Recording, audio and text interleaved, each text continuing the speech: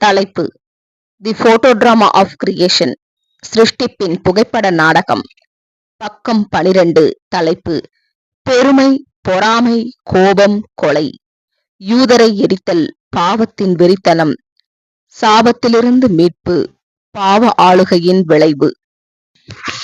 ஏதேனில் ஆதாமுக்கும் ஏவாளுக்கும் எந்த குழந்தைகளும் பிறக்கவில்லை. தங்களது தலைச்சன் பிள்ளை பிறப்பதற்கு முன்பாக அவர்கள் நெற்றி வியர்வை நிலத்தில் சிந்த சிறிது காலம் உழைத்தனர். இதனால் சந்தேகத்திற்கு இடமின்றி அந்த தலைச்சன் பிள்ளை பிறப்பிலேயே பொறாமையோடும் மகிழ்ச்சியற்ற மனநிலையோடும் பிறக்கலானான். ஏதேனில் மிகுந்த மகிழ்ச்சியையே அனுபவித்த அவர்களுக்கு கடின உழைப்பு விரக்தியை ஏற்படுத்தியது. ஒருவரிடத்தில் ஒருவர் குற்றம் கண்டுபிடிப்பது, சிருஷ்டிகருக்கு எதிரான வெறுப்பு, வாழ்க்கையில் அதிருப்தி என்பவை ஒருவேளை அவர்களுடைய சந்ததியாகிய காயினை பாதித்திருக்கலாம். அன்று துவங்கி உலகமானது பாவம் மற்றும் மரணத்தின் ஆளுகையின் கீழாக இருந்து வருகின்றது. அவர்களுக்கு குமாரத்திகளும் பிறந்தனர். பின்னர் மற்றொரு குமாரனாகிய ஆபேல் பிறந்தான். அவன் அவர்களின் மூத்த குமாரனைப் போல் அல்லாமல் மிகவும் வித்தியாசமானதொரு மனநிலையில் காணப்பட்டான். ஒருவேளை வாழ்க்கையின் அனுபவங்கள் அவர்களின் இருதயங்களை பக்குவப்படுத்தி இருக்கலாம். அவர்கள் தங்கள் தண்டனையுடன் இணைக்கப்பட்டிருந்த ஸ்திரீயின் வித்து பாம்பின் தலையை நசுக்க வேண்டும் என்ற நம்பிக்கைக்குரிய செய்தியை நினைவு கூர்ந்தனர். ஆபேலின் சுபாவமானது அவர் நொறுங்கிய இருதயம் உள்ளவராகவும் தேவனை பிரியப்படுத்த விரும்பினவராகவும் இருந்தார் என்பதை சுட்டிக்காட்டுகின்றது. தங்களுடைய மனநிலைமைகள் தங்கள் சந்ததியினரை எந்த அளவிற்கு பாதிக்கிறது என்பதை பெற்றோர் உணர்வார்களே, ஆனால் அனைவருமே தங்களுடைய குழந்தைகளுக்கு நல்ல பிறவி குணங்களை வழங்க முயற்சிப்பார்கள்.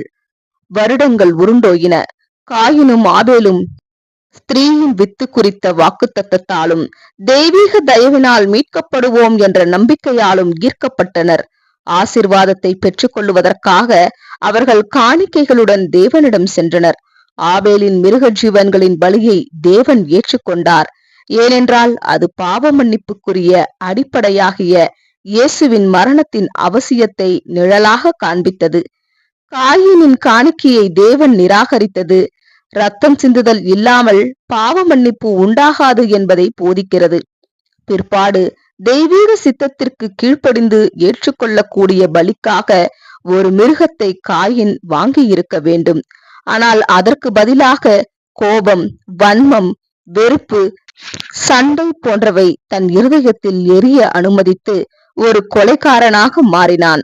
ஆதியாகமம் 4 அதிகாரம் 5 முதல் 8 வசனங்கள்.